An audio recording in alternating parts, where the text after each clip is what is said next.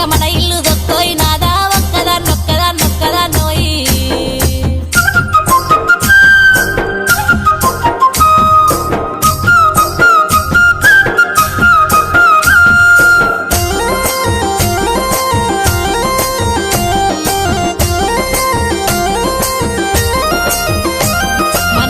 పాతులన్నీ దారింట్లో పెడుతుంటే మన ఇల్లు చిన్నబోతుంది